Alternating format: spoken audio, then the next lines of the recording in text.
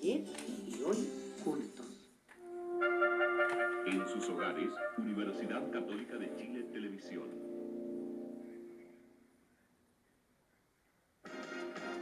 Universidad Católica de Chile Televisión presenta la entrevista de Raquel Correa.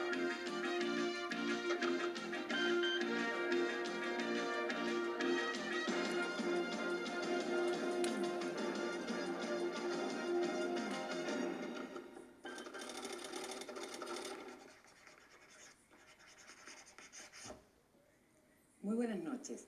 Hoy comenzamos en la Corporación de Televisión de la Universidad Católica una nueva serie de entrevistas a personajes de la actualidad.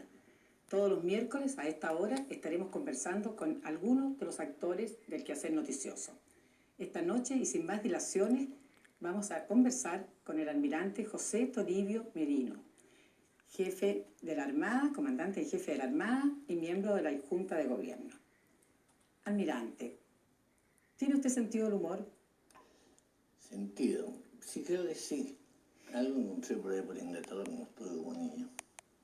¿De niño? ¿Del humor inglés? ¿Ese es el que le gusta a usted, el humor británico? Sí, posiblemente sí. Hay que sin serlo es. Pero usted está consciente de que sus opiniones acerca de este mundo y el otro suelen traer muchas repercusiones en las cosas que usted dice, especialmente los martes después de las reuniones de la Junta.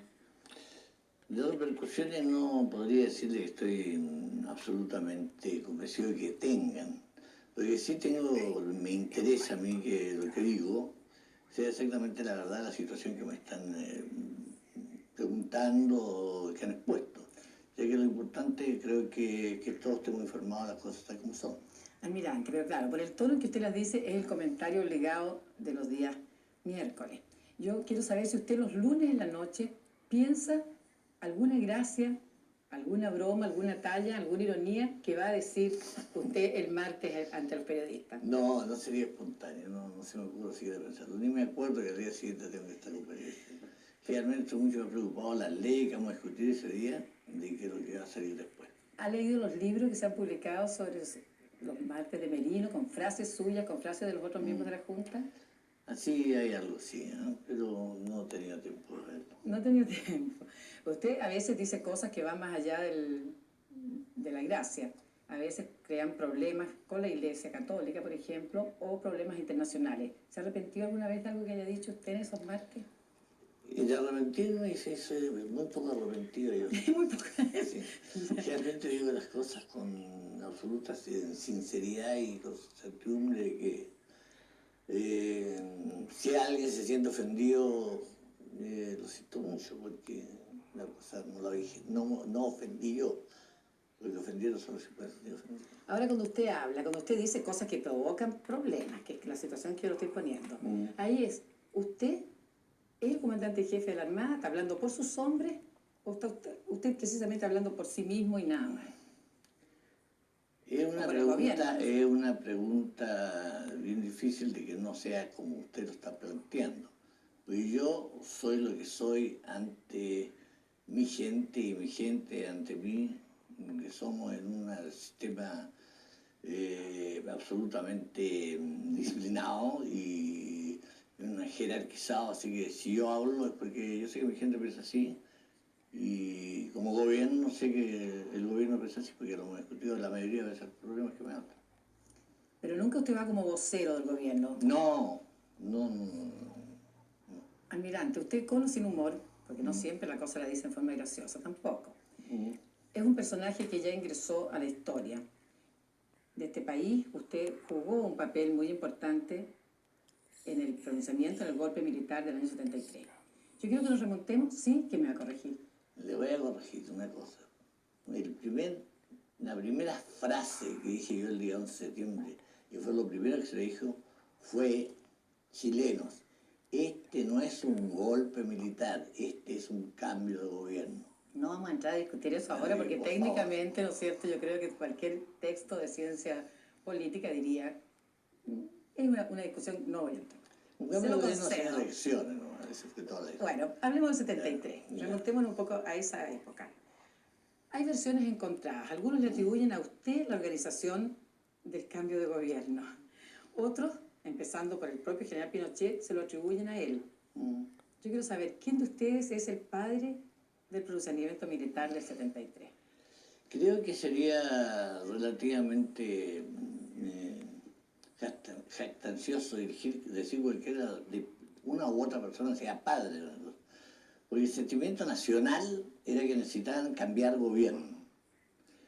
La organización, Chile entero. almirante. La organización, había una organización que la Marina tenía, que se llamaba el Plan Cochayuyo, que lo hicimos el 16 de julio del año 73, que tenía por objeto exactamente combatir cualquier subversión. Era antisubversión el plan. Y el plan consideraba la posibilidad de una subversión ya sea de grupos populares o de milicias. Ese plan tan aparentemente inocente se lo mostró usted al presidente de la República de la época, don Salvador No, Allende? el presidente de la República no yo estaba como comandante jefe de la primera zona y se lo pasé a la comandante jefe de la Armada. El comandante jefe de la Armada lo encontró muy bueno, se lo pasó al ministro de Defensa, lo encontraron muy bueno y llegó a don Salvador Allende, y también encontraron muy bueno el sistema, porque se empezaba por Era antisubversivo. que era antisubversivo. Después terminó siendo subversivo. El plan era subversivo, pero estaba escrito antes. Y era perfectamente antisubversivo, si hubiera sido subversivo, hubiera habido una subversión que hubiéramos querido parar. El hecho es que cuando se puso el plan, cuando se puso en ejecución, fue el día 10, como las 18 horas. ¿El 10 de septiembre? El 10 de septiembre, sí, 18 horas. Puse un mensaje al general yo diciendo dar ejecución, plan Cochayuyo, menos anti. Nada más. Menos antisubversivo. Al ser Menos subversivo. anti, nada más. Correcto, ya, para traducirlo yo ahora, porque yo no estaba metida en el plan. Almirante, si el general Pinochet no hubiera estado de acuerdo con el plan, ¿qué habría hecho usted? Porque con Barcos no podía hacer No, el cambio sí, de estaba de gobierno. acuerdo. La pregunta es condicional. Si él no hubiera estado de acuerdo, Si él no hubiera estado de acuerdo, bueno, no habría nada que hacer porque él con Barcos se pueden hacer muchas cosas, a pesar de que usted no crea. no sé. Acuérdese que la guerra del 91 se hizo con buques solamente. De todas maneras, la guerra civil. De todas maneras, la cosa iba, porque ya no votaba más. Ya. Y tanto iba que a las 9:30 de la mañana todo el litoral de Chile estaba en manos nuestras. Así que no hay ninguna duda que así iba la cosa. Claro, la pregunta un La poco pregunta para es, pues, incógnita, si Pinochet no hubiera estado de acuerdo. Si no hubiera estado de acuerdo, habría postergado, habríamos discutido más el plan. ¿No contemplaban, por ejemplo, tomar prisioneros jefes del ejército que no estuvieran de acuerdo? No. El plan Cochayuyo no incluía eso. No. Almirante, un poquito más atrás en el tiempo, cuando Allende fue elegido en las urnas, Sí. el 4 de septiembre del año 70, ¿qué pensó o qué decidió usted esa noche? Retirarme. Yo era director general del servicio y cuando Salvador Allende se lo eligió, hace tiempo atrás, ¿no? Sí, pues. Como... Por eso que digo que es historia. 70. Como a las 20 horas mandé llamar a mi secretario y le dije que me hiciera la renuncia. Desgraciadamente mi secretario no fue secreto y cuando tenía mi renuncia firmada se la dio a otros almirantes que estaban en el mismo piso, en el mismo edificio. Y bajaron todos ellos ahí a mi oficina y me pidieron que no me retirara por ningún motivo. Además, junto con ellos después llegaron los capitanes navíos, los capitanes fragatas, todos los que trabajaban ahí, a pedirme que no me retirara y llegaron los oficiales también. Total, decidí quedarme. Decidió quedarse. ¿Y decidió quedarse y hacer qué? ¿Esperar que Decí- Allende asumiera y organizar, derrocarlo? No. ¿Qué? Nadie sabía si iba a asumir Allende. Ya, por eso le pregunto, ¿qué pensó usted? ¿Qué decidió usted? Por el contrario, había una, diría yo, sin ser infidente, había una reacción muy fuerte de parte de los partidos de derecha que querían a toda costa que no subiera Allende al poder. Pero esa misma noche, alrededor de las 22 horas, o más tarde, 23:30, así, del día 4, me llegó un informe de inteligencia secreto que decía que la mayoría de los cuarteles, de los buques, la mayoría de los regimientos, inclusive Población, de comisaría de carabineros y población, no importaba, pero lo que importaba era sopa. Se había oído gritar por el personal, vive el compañero Allende. En consecuencia, cualquier tipo de cosa que pretendiera la derecha o lo que fuese, para que no subiera Allende, habría sido una locura, porque había terminado una guerra civil. De ahí que, al día después de dormir toda esa noche a salto y a brinco, como se duerme en esas condiciones, partí en la mañana siguiente temprano para Santiago, que está en Valparaíso, y vine a hablar con Porta, que era como jefe de la Armada. Nos reunimos como a las 10:30, 11, y le conté, mira, pasa esto. Yo, Fernando Porta, era 5 años mayor que yo, más antiguo que yo. Pero habíamos estado muchos años juntos, éramos los dos artilleros. Él no está ya en esta vida. Y le dije, mira, pasa esto. Cualquiera barbaridad que se quiera hacer termina en guerra civil. Y la guerra civil va a empezar por abajo. Recuerden que el 31, nosotros vivimos el 31, por la relación de la escuadra. Vivimos muy de cerca de lo que puede suceder. En consecuencia de que yo quiero que me autorice para que yo me mueva, a fin de entrar en contacto con algún directivo del Partido Comunista y conversar. Y lo hicimos. ¿Con el Partido Comunista? Con un Partido Comunista. ¿Y con otros sectores que tenían más importancia para el Congreso Pleno? ¿No tuvo contacto usted como para...? No. Lo que ¿Para quería qué yo fueron esos contactos? quería reunirme con Allende personalmente y junto con otro almirante Montero. Y así lo hicimos, nos reunimos un día, hubo acuerdos, qué sé yo no conocía, no había nadie, nosotros fuimos intermediarios.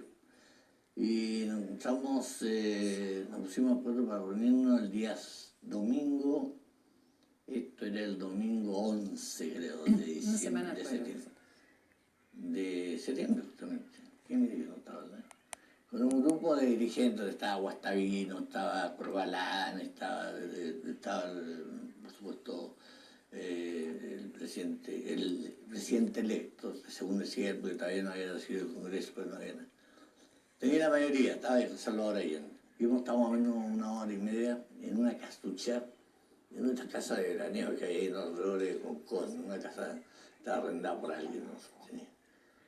Y estuve conversando con 1 hora exclusivamente, lo que se llama en chileno puro, cabeza de pescado. Hablamos cualquier cosa. Hablamos de la producción lechera, hablamos del número de terneros, hablamos cuánto era cualquier cosa hablamos. ¿Pero cuál era el objetivo? Menos política, pero el objetivo era otro. El objetivo, cuando terminó esto, me fui y los dos sabíamos que queríamos. Que el señor Allende podría decir de que él contaba con el respaldo de la Marina para el Congreso Pleno, que debía elegirlo entre las dos de la primera mayoría. O sea, en cierto modo usted afirmó a Allende para que fuera el No, en cierto presidente de la modo República en el Congreso. en cierto modo quise evitar a toda costa que hubiese una situación extraordinariamente dramática como habría y digo yo, terrible. Pero hay una guerra civil en que la tropa y mucha de la gente del pueblo de Chile estaba de acuerdo con Salvador Allende, porque todavía no había vivido el comunismo. Me interesa mucho Y era de la mayor importancia y trascendencia que se viviese. esa confidencia que usted nos hace porque está poniendo en su sitio un asunto histórico, que es que usted habría estado de acuerdo en que fuera elegido Allende por evitar una guerra civil. Después no trepidó usted en organizar un pronunciamiento que podía desembocar también en una guerra civil. ¿Por qué no? ¿Cuál es la diferencia? Y que ya habiendo vivido Allende, habiendo vivido el comunismo, y habiendo sucedido justamente lo contrario, no exactamente, o más bien dicho en otros términos, habiendo sucedido exactamente lo que sucede en un país comunista, de los cuales en Chile como chileno no está acostumbrado, porque los chilenos no somos para ser comunistas ni somos para ser soldados de nadie, somos para vivir independientemente con nuestra autonomía, nos gustan las cosas por nuestro lado y cómo se hacen diferentes. En ese momento, el 11 de septiembre del 73, Chile había llegado al límite total de lo que se puede llamar desabastecimiento, desorden, corrupción administrativa, todo lo que usted puede llamar de desastre nacional. A juicio suyo estaban dadas las condiciones Estaban para dadas un las golpe sin que saliera la civilidad. Sí, no había necesidad de ir a la Unión Civil porque solo la gente quería que se acabara esto. Y lo único que querían es tener seguridad. Y acuérdense que en ese tiempo vieron que pasaban cosas tan dramáticas como lo siguiente. En mi institución pasaban cosas de matrimonios jóvenes, tanto del personal como de los oficiales. Preferían no tener familia para no tener sus hijos que vivieran en un país así. Almirante, usted dijo eso se terminaba, ahora también este gobierno militar se termina. Sí, señora. ¿Usted quiere que vuelva la democracia? Indudablemente estamos lo más cerca que se puede vivir de la democracia es indispensable. ¿No le tiene usted un poco de temor a la democracia? No, sí hemos vivido siempre democracia en este país. Ah, ya. Pero Los años siempre también. en una democracia ordenada, en una democracia respetuosa de la persona y de los derechos de las personas. Almirante, pero cuando yo le estoy hablando de que volvemos a la democracia, estoy considerando que este periodo ha sido un periodo de excepción institucional. Y ahora volvemos a una democracia con una constitución, con sucesión de gobernantes, con congreso elegido, representativo. A mí me interesa preguntarle porque para llegar a esta transición, a este cambio, hay algunos pasos muy importantes. Exacto. Quiero saber si usted es partidario de un diálogo, negociación o acuerdo entre las Fuerzas Armadas y la civilidad antes del cambio de poder. El diálogo entre las Fuerzas Armadas y la civilidad. Los dirigentes políticos y los comandantes en jefe. Sí, yo estoy de acuerdo que si quieren conversar conmigo, que conversen. Yo no tengo nada que conversar, nada que contar. ¿No tiene nada que pedir usted? Nada que pedir, garantía? nada. Porque si no se... bien claro, está escrito todo, está legislado sobre todo. Yo no tengo por qué pedir, porque parto de la base que se va a hacer, que se van a cumplir las leyes, se va a cumplir la Constitución tal como está escrita.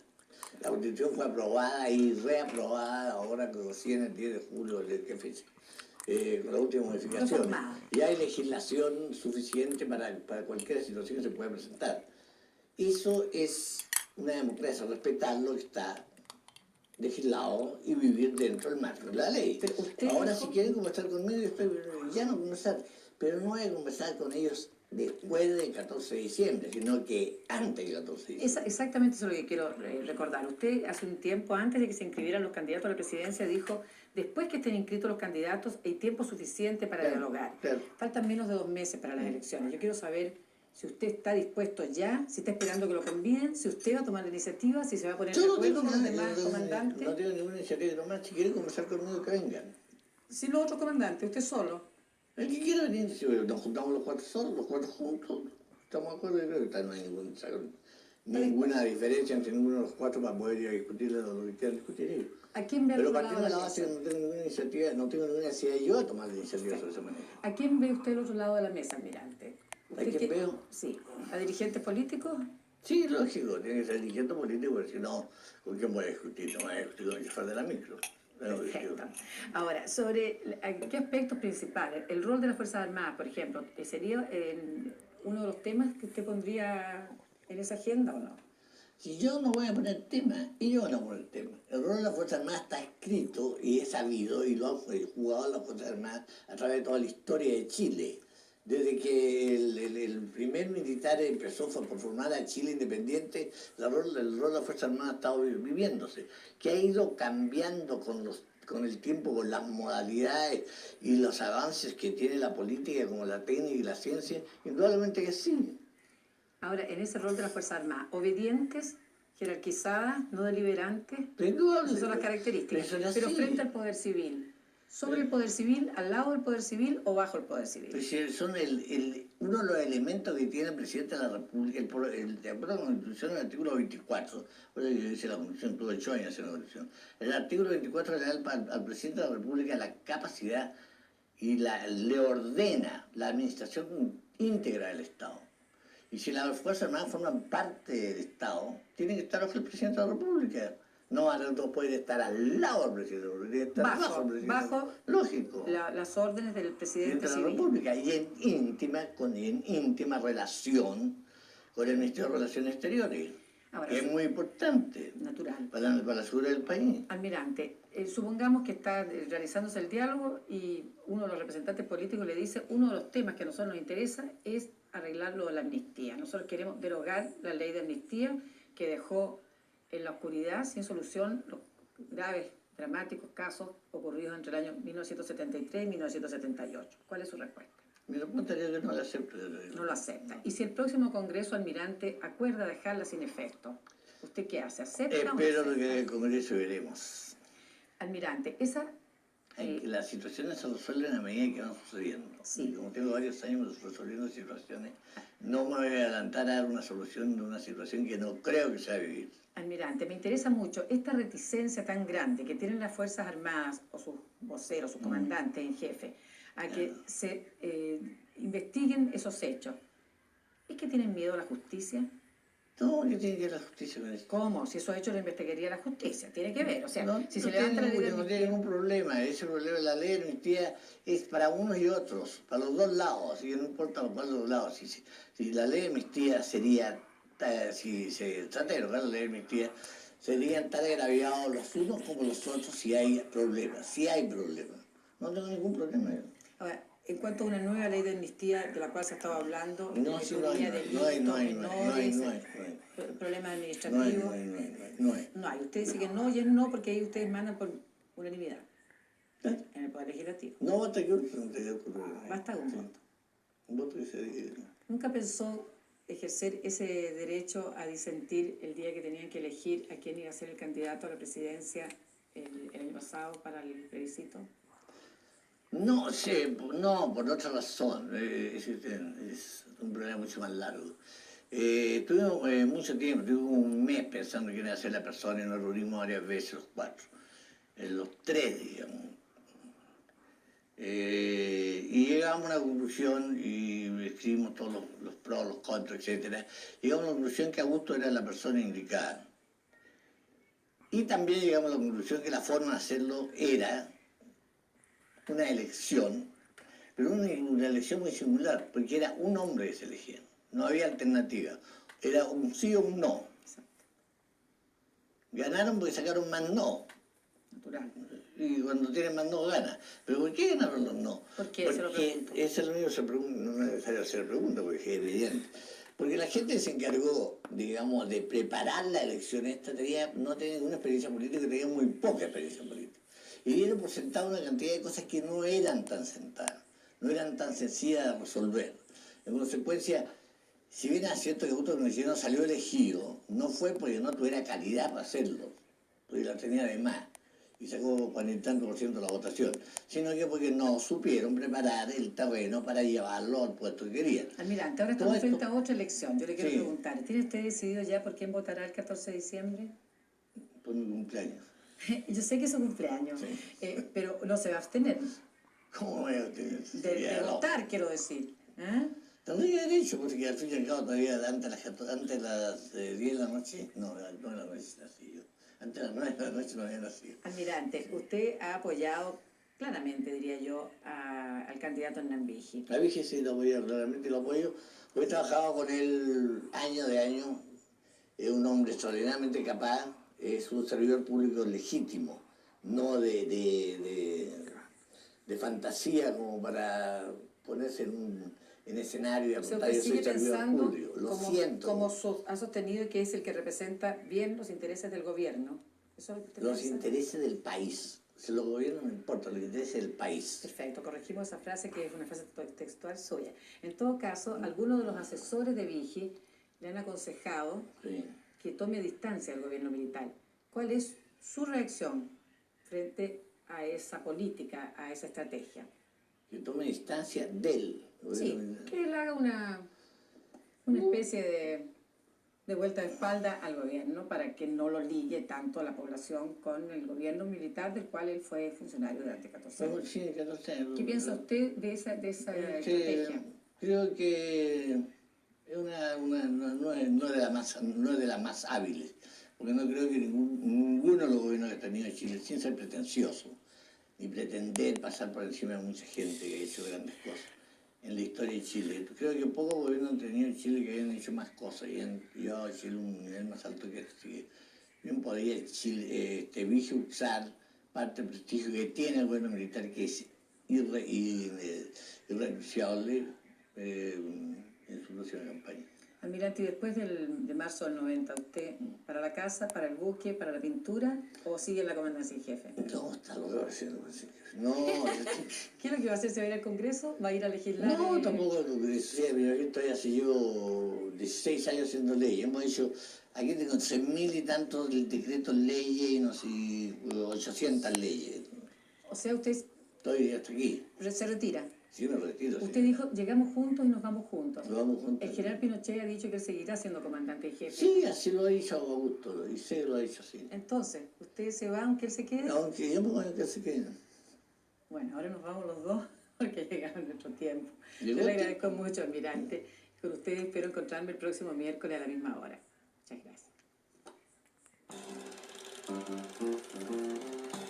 Ya volvemos. El ayer y hoy juntos.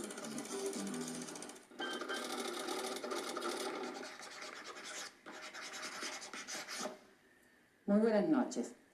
Hace un año, a estas mismas horas, el país vivía en suspenso. Era la víspera del plebiscito, un hito en la historia política contemporánea de nuestro país. La verdad es que el suspenso ha continuado y se va a prolongar aún otro tanto. Pero hoy, en exclusiva, por tratarse de la víspera del aniversario del plebiscito, vamos a conversar con Sergio Fernández, el ministro del Interior de la época, quien aceptó venir a contestar todas las preguntas que se nos ocurriera hacerle aquí en Canal 13 en forma directa al aire. Sergio Fernández no es solo el hombre del plebiscito, como muchos podrían denominarlo, para algunos un villano, para otros un guapetón, para otros el artífice de la nueva institucionalidad de Chile. Fue realmente el cerebro del régimen. Estuvo con algunos periodos de excepción fuera, casi todo el tiempo en el gobierno.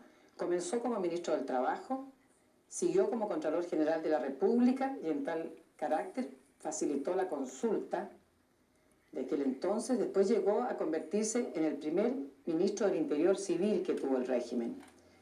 Dejó el cargo y volvió en una última etapa decisiva para el gobierno militar, a ganar el plebiscito. Así fue la lectura que hicimos los periodistas entonces y que hicieron los comentaristas. Pero el general Pinochet perdió el plebiscito el 5 de octubre del año pasado. Y muchos, incluso dentro del gobierno, lo señalaron a usted como el responsable de la derrota. Han dicho y repiten que tuvo un mal manejo político. Sergio Fernández, me cuesta no decirle ministro. Señor Fernández, ¿asume usted esa responsabilidad de haber sido quien impidió o facilitó o provocó la derrota de Pinochet? Yo asumo todas las responsabilidades que me corresponden. Ha sido característica en mi vida pública y privada asumir siempre las responsabilidades y no las rehuyo. Sin embargo, no todas las aseveraciones que al respecto se han hecho son rigurosamente exactas. ¿Injustas le parecen? Algunas injustas, otras carecen de la información adecuada. El presidente Pinochet, en el segundo periodo del Ministerio del Interior, no me llamó para ganar el plebiscito, me llamó para organizar el plebiscito. Y en ese sentido, creo que ha sido muy exitosa la labor del gobierno que me correspondió a mí como jefe político de él llevar a cabo. Por cuanto el plebiscito, la forma impecable en que se llevó a cabo, Ya vamos a conversar un poquito más sobre ese día y las circunstancias de ese día. Pero para poder precisar que el encargo que me hizo el presidente de la República, concreto, era organizar el plebiscito. Por cierto que también dentro de las posibilidades que se daban en ese entonces, existía la posibilidad que el presidente fuera nominado por los comandantes en jefe. Usted debe recordar que fue nominado un año después, o un poco más, del tiempo que yo asumí. De tal manera que al momento de asumir, mi misión era organizar el plebiscito. Está claro. Sí. Señor Fernández, me interesa saber si usted fue el generalísimo de la campaña de Pinochet finalmente, o fue él su propio generalísimo, o no hubo. Porque estamos buscando un poco responsabilidades políticas de un hecho histórico. Exacto. Sería pretencioso hablar de generalísimo, no me gusta dar los nombres cuando en definitiva no calzan con la realidad. Me correspondió como jefe del gabinete asumir la responsabilidad política y coordinar todas las labores que, le repito, correspondían en una parte a la organización propiamente tal del plebiscito y en la otra a lograr que el candidato que había sido nominado tuviera éxito en las urnas. Ahora, el hecho es que no tuvo éxito y que ese fracaso pudo ser previsto. Yo quiero saber si usted previó la derrota.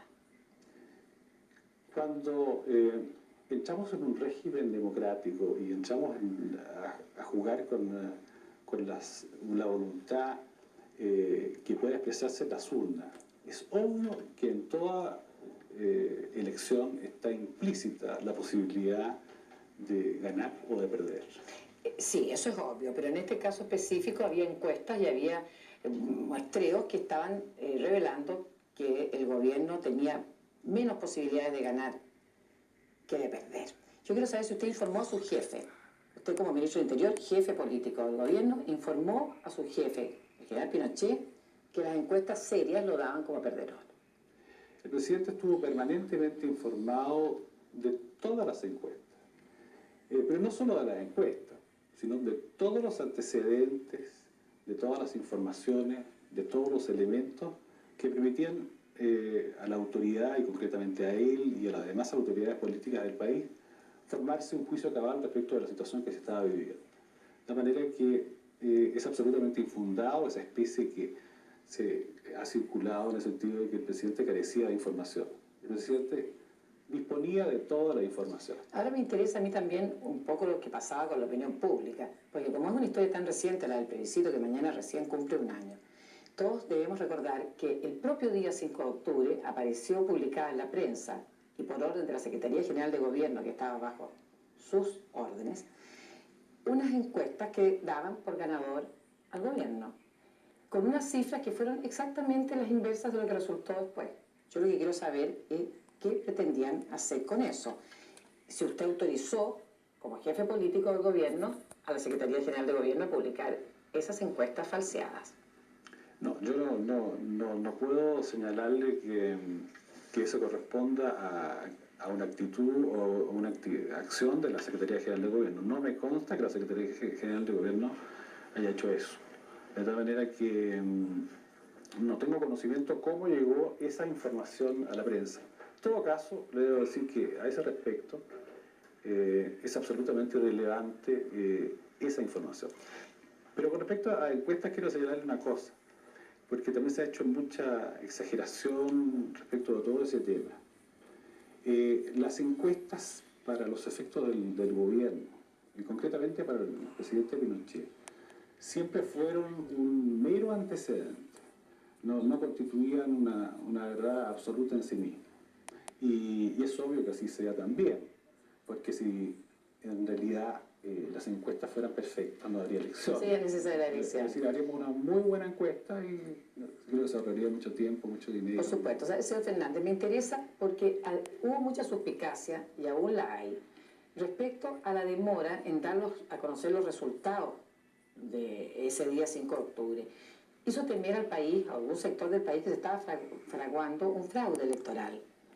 Yo no sé qué pretendían realmente contener a la ciudadanía hasta medianoche y pasada la medianoche sin los resultados, cuando ya todas las radios estaban dando resultados oficiales que eran muy claros, que había una distancia muy notoria a favor de la oposición. Desde luego ningún resultado fue retardado. Los resultados que nosotros disponíamos los teníamos que analizar, comprobar, porque es muy distinta la responsabilidad del Ministerio del Interior y mi responsabilidad concreta en dar un resultado al resultado que pueda dar cualquier otra persona que no está investida de un cargo de autoridad.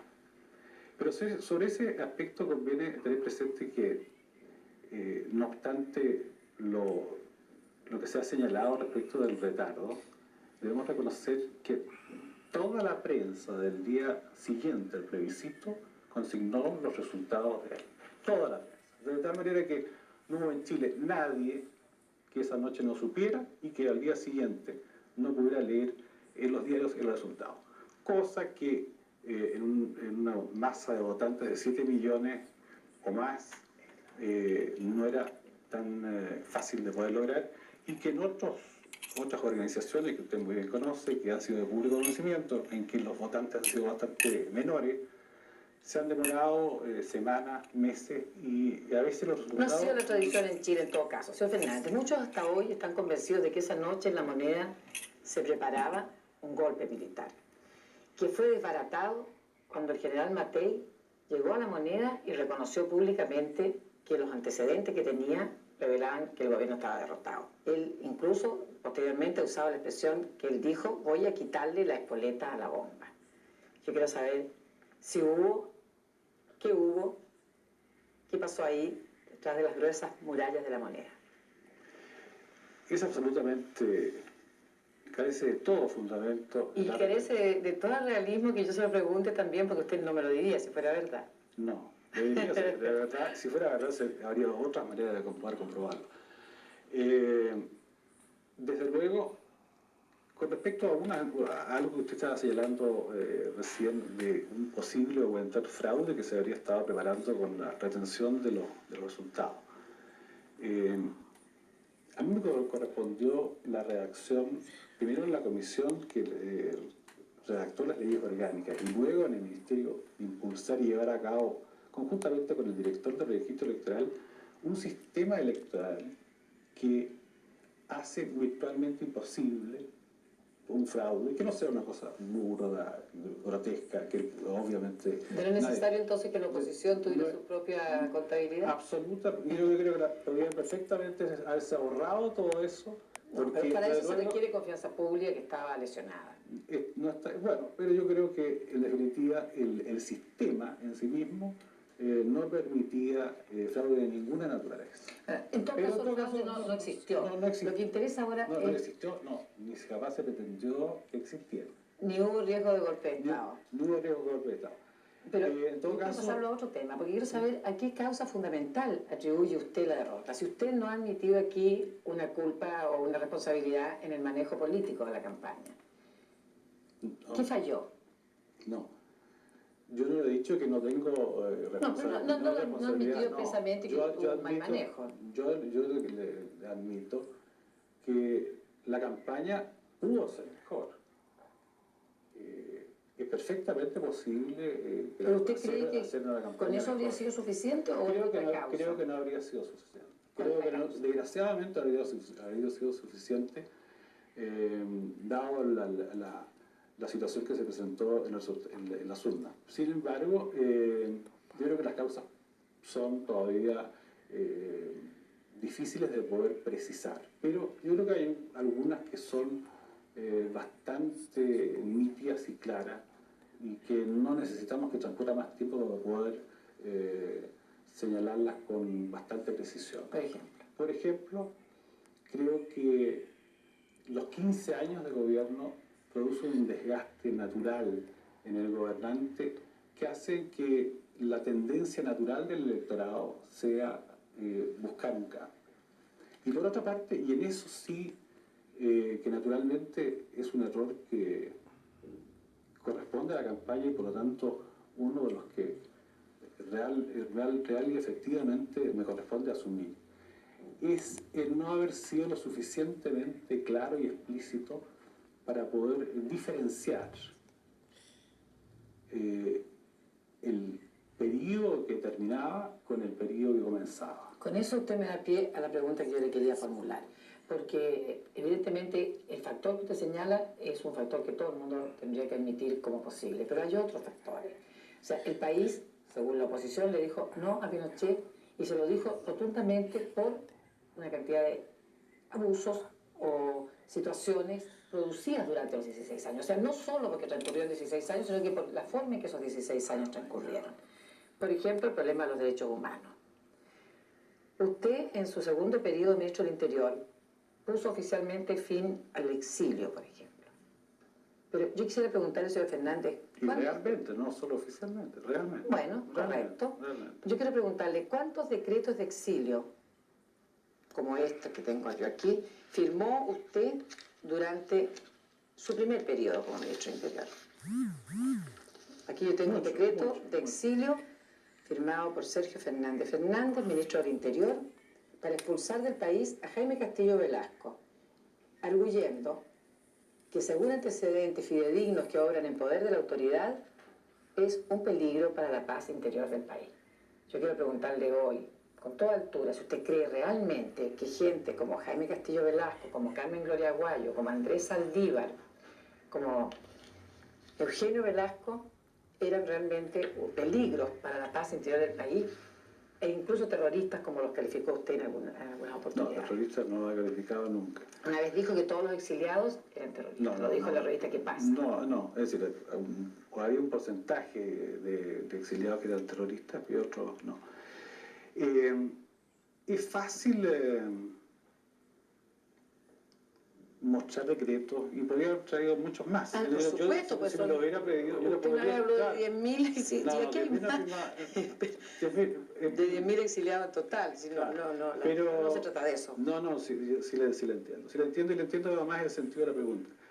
Y le digo que podría haber traído más porque las medidas que hubo que adoptar para los efectos de poder mantener el orden, garantizar que el sistema pudiera evolucionar hacia lo que es un régimen democrático, exigió que desgraciadamente tuvieron que aplicarse medidas que no siempre son gratas. También, y que, perdóneme, sí, para mí fueron extraordinariamente dolorosas. Yo no firmé nunca uno de estos decretos que usted señala sin haber sufrido realmente y haberme puesto en el lugar de la persona que lo estaba sufriendo. Creo que sufría tanto como ellos. Y también sufría cuando firmaba documentos como este dirigido a la Corte de Apelaciones de Santiago, perdón, del señor Director Nacional de Información y del señor Presidente de la Ilustrísima Corte de Apelaciones de Santiago, CNI, diciendo que por orden del Ministro del Interior, Humberto Gordon, diciendo que por orden del Ministro del Interior, y Sergio Fernández Fernández, Ministro del Interior, impidiéndole a la Corte informar sobre detenciones para dar cursos o para investigar casos de recursos de amparo. No, es que eso no dice eso. ¿Eso? No. A ver, rectifíqueme. No, eso no lo dice. Lo que ocurre... Perdón, aquí, por ejemplo, Daniel Mena Salinas le contesta al presidente de la Corte de Apelaciones de Santiago. Dice, por circular de 25 de mayo de 1978, el señor Ministro del Interior Sí. reiteró las instrucciones relativas a la entrega de información por parte de CNI a los tribunales de justicia. Sí.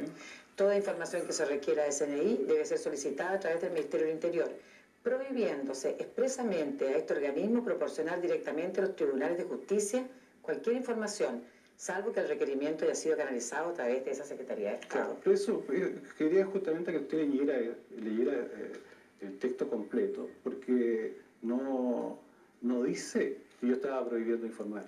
Esa es una medida de buen funcionamiento administrativo, para evitar que la información que se da a los tribunales se canalizara a través del Ministerio del Interior, objeto de que el Ministerio del Interior tuviera conocimiento de lo que estaba ocurriendo en el país. Al Ministerio del Interior le interesaba mucho y le interesa mucho que se conozca la verdad de cada uno de los casos que se estaba investigando. Y para mí no resultaba indiferente que los servicios pudieran informar directamente saltándose al Ministerio del Interior. A mí me interesaba conocer qué estaban informando los servicios, objeto de que si advertía que los servicios no estaban informando lo que debían, podía yo tomar las medidas para que ellos actuaran. De manera que resultaba para mí muy importante conocer esa información, muy importante. Pero en toda esta materia, yo quiero señalarles que es muy fácil conversar hoy día en que gracias a la obra de las Fuerzas Armadas se ha logrado construir un sistema institucional moderno, ágil, que se ha transformado en nuestra economía, que hemos logrado solucionar graves e importantes problemas internacionales, el más importante de todos, la paz con Argentina. También le tocó a usted como ministro de Interior. Que también me tocó como ministro de Interior. Es muy fácil hoy día hacer reproches respecto del pasado. Perdón, ¿me permite? Yo quiero hacer un pequeño alcance. Yo lo entrevisté a usted siendo ministro del Interior y le pregunté más o menos estas mismas cosas en la primera etapa, porque en la segunda etapa no se dejó entrevistar nunca. O sea, no es que ahora sea ministro del Interior y le pregunté más o menos estas mismas cosas en la primera etapa, porque en la segunda etapa no se dejó entrevistar nunca. O sea, no es que ahora sea fácil hacer preparando el plebiscito para que usted pudiera votar libre e informadamente. Muchas gracias por haber contribuido a eso. Supongo que votó libre. Yo voté libre y secretamente. Señor Fernández, volvamos al presente. Quiero saber si usted ya no conserva ese teléfono rojo que lo mantuvo en comunicación con el general Pinochet, incluso cuando no era ministro del Interior, entre sus dos ministerios del Interior. No. ¿Ya no tiene contacto directo con la moneda? No tengo contacto, pero tengo un contacto muy cordial con el presidente y bastante frecuente. Antes del 5 de octubre muchos lo imaginaron a usted como el Suárez chileno. ¿Le atraía a usted esa posibilidad de ser el hombre que heredara al gobierno militar y condujera al país a la democracia? Lo dijeron. Sí, incluso se parece veces, físicamente un poco. Yo creo que hay muchas diferencias, no físicas, también ideológicas y de países. Pero yo lo que quiero saber es si usted quería ser el Suárez chileno. No, jamás pretendí ser Suárez chileno en el entendido de ser sucesor del régimen. Del régimen, y no lo pretendí jamás. Pero al contrario, si usted analiza mi acción pública, yo creo que nada puede estar más alejada del interés político o una pretensión política, porque si en algo me he descuidado en mi vida pública ha sido de cuidar mi imagen pública, lo cual habría sido bastante fácil. ¿Cómo cree que es su imagen pública? No sé, pero en todo caso no es la adecuada a una persona que pretende obtener cargos públicos mediante elección popular. Quiero saber, ¿en qué actividad política está usted ahora? Actualmente no estoy en ninguna actividad política.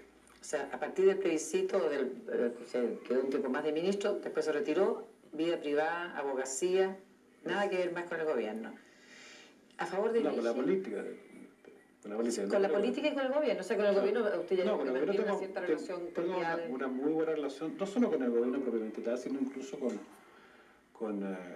altos funcionarios. Por ejemplo, usted mencionaba con el señor general Matei, respecto del cual incluso se mencionó en la noche del 5 un incidente que habría tenido conmigo. ¿Un incidente que tuvo con usted?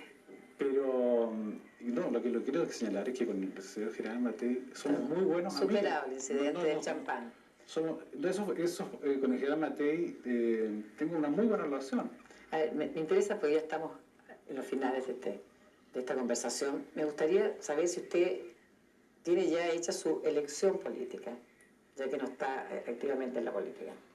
¿Cree usted que voy a votar por él? No, yo quiero que usted me conteste por quién va a votar. ¿Ah? ¿Pero se le puede ocurrir a usted que voy a votar por los que votaron por la Unidad Popular en alguna medida?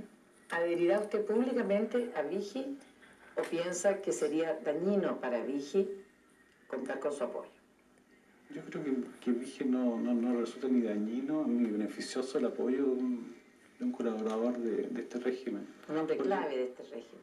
Por cuanto Vigi tiene características tan distintas y tan particulares que hacen ser un candidato que no va a cambiar ni su modalidad ni su éxito va a depender de lo que yo le pueda decir o lo que yo pueda hacer. Y sobre ese punto yo creo que también ha sido muy aceptado que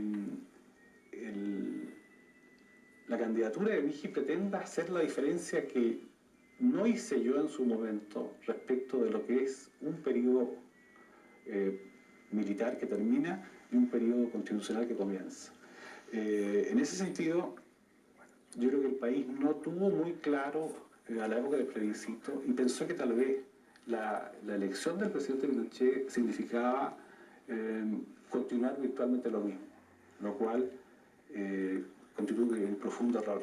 Porque hoy día, de haber sido aprobada la proposición que elegía el presidente Pinochet, hoy día estaríamos gobernando con un parlamento en plena vigencia de la Constitución y eso naturalmente que hace cambiar por completo todo el sistema que estamos viviendo. En todo caso, así no se dio la otra alternativa que también estaba contemplada en la Constitución y en esa alternativa van a tener que decidir los chilenos.